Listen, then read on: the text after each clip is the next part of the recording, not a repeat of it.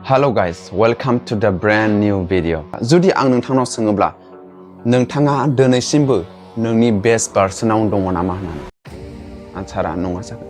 मानो होनना बुङोब्ला बेस्ट टाइमाव आं मिन्थिगौ बयबो मिन्थिगौ 80-90% मानसिफोरनि ब्रेना मेसआप जाजोब्बाय, एडिक्शनाव हाबजोब्बाय। बेखायनो बे भिडिअ'आव आं फकास खालामदों कि how I recover my 50% brain loss.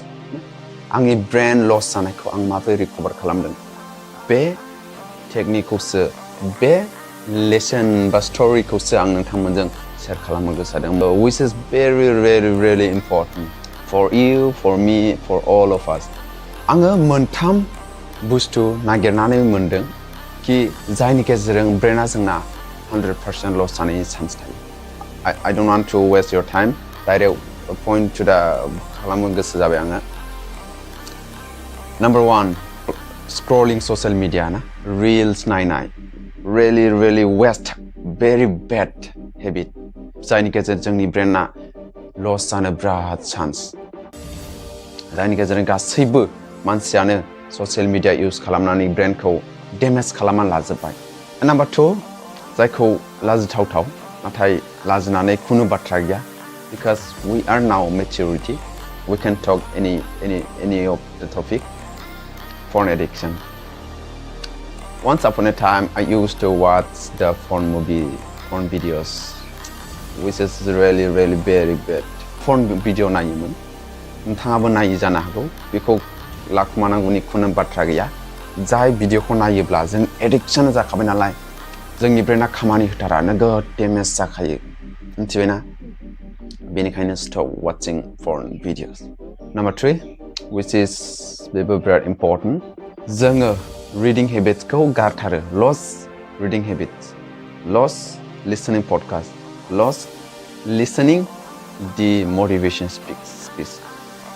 जोङो reading habit खौ जोङो लानांगौ जायनि गेजेरजों नोंथाङा ब्रेनखौ रिकभार खालामनो थाखाय हायो, मेंटेन बेलेन्सआव लाखिनो हायो। And now this is the cause only. बिसोर जाहोनफोर जायनि गेजेरजों जोंनि ब्रेना लस जायो, जायनि गेजेरजों आङो personally I lost my brain. दानिया आं माबोरै 50% ब्रेनखौ माबोरै रिकभार खालामदों आं बेनि माखासे हेबिट्सफोर, गुड हेबिट्सफोर नोंथांमोननो शेयार खालामनि। Number 1, जुदि नोंनि ब्रेना लस जाबाय बा जोंनि ब्रेना मेस्ड आप जाबाय बा खुनु नों फकास खालामनो हाला, खुनु नोंनियाव एटेनसन खालामनो थाखाय नों हाला। आंनाबो बिदि जाबायमोन। माबा मोनसे एटेनसन खालामब्लानो माबा मोनसे मेस्ड आप जाजोबो, खुनु फकास खालामनो हाया। बेनिखायनो Number 1, good sleep. 8 hours good sleep जानांगौ, एकदम साउन्ड स्लिप खालामनो हानाय। नोंनाव गोबांथार जोंनाव टेकनिकफोर दङ जायखौ जोङो बाहायोब्ला बिराद मोजां। साउन्ड स्लिप एटलिस्ट 8 hours उन्दुनांगौ, जोंनि ब्रेनखौ बिराद लस जानायखौ जोङो रेस्ट होनांगौ। And Number 2, this is social media addiction. आङो almost I should say कि 1 year नङाब्ला more than 6 months आं जाबाय। I have no Facebook right now. I have no Instagram, Twitter, no social media for me now. आं खालि YouTube नायो, WhatsApp जायखौथ' नांथारगौ। खालि बे मोननैखौल' आं बाहायबोगासिनो। जायनि गेजेरजों आङो गावखौनो पार्टिकुलारलि आं गावखौनो हमनो हादों, आं बिराद डेभेलप जाबोदों, एटलिस्ट आंनि ब्रेना रिकभार जाबोदों होननानै आं हमनो थाखाय हादों। Stop scrolling, stop using social media. बाहायोब्लाबो राइट वेजों नोंथाङा बाहाय, नङाब्ला नोंनि ब्रेना डेमेज जालांगोन। And now, which is most important. Number 3, porn addiction. Porn video, stop watching porn video. नङाब्ला आं बायदि जागोन, right? porn video माब्लाबाबो नायनाङा। बेनि टाइमाव जुदि नोंथाङा बेबायदि इच्छा माबा मोनसे सर्स फैदोंब्ला नों बिजाबफोर फराय, मोजां भिडिअसफोर, पडकास्ट जों खोनासं। Number 4, listening podcast. बेनो listening podcast, motivation, पाब्लिक स्पिकिंनि माखासे मानि जोङो गोबांथार ससियेल मिडियायाव सोलोंनो थाखाय हायो जायहा free of cost in Facebook available Number 5 learning new skills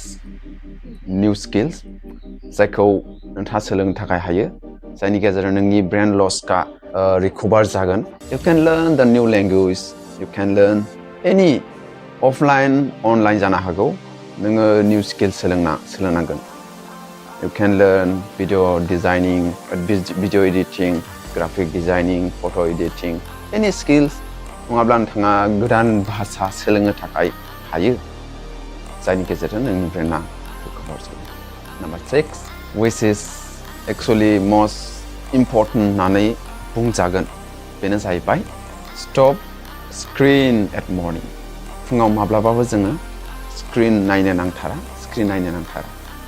बेयो आंनि पार्टिकुलार मोनसे मा होनो गुड हेबिट आं जायखौ सोलोंनो थाखाय हादों नोङो सिखारदो स्टिल नो फन नोङो मोखां सु ब्रास फु स्टिल नो फन नोङो फ्रेश जाखांनानै दसे आराम जिरायनानै रेस्ट ला बेनिफ्रायसो एटलिस्ट 30 मिनिट्स नोङो टाइम हो रेस्ट लानो थाखाय ब्रेनखौ कुल ना बेनिफ्राय नोंथाङा बाहायनो थाखाय So these are all the stuff good habits and bad habits जायनि गेजेरजों जोंनि ब्रेना लस जायो आरो जायनि गेजेरजों जोंनि ब्रेना रिकभार जायो जायखौ आङो दिनै stop using social media listening podcasts and motivation speech and learning new skills and last आङो बुङो नैबेखौ बावलांदों आङो which is video making Oh my goodness, this is how important I forgot it. Sorry. Video making जायहा बिराद improve खालामो नोंनि personally नोंनि गासैबो all round ना नोंखौ बिराद डेभेलप खालामो भिडिअ मेकिं नोंनाव हेबिट थाथारनांगौ by no means ब्लाबो एटलिस्ट नोंथाङाथ' WhatsApp बाहाय जानो हागौ ना स्टेटास लागाय बेयाव भिडिअ खालामनानै एटलिस्ट नोंथाङाथ' WhatsApp फेसबुक बाहायो फेसबुकआव लागाय बाट आंथ' बुंदोंमोन स्टप इउजिं ससियेल मिडिया आंनाव दिनै बोसोरसेनि बारा जाबोबाय जानो हागौ नङाब्ला 10 मान्थ्सनि बारा जाबाय जानो हागौ आङो ससियेल मिडिया बाहायाखै दिनैसिमबो दाबो So this is my personal feedback what I am doing right now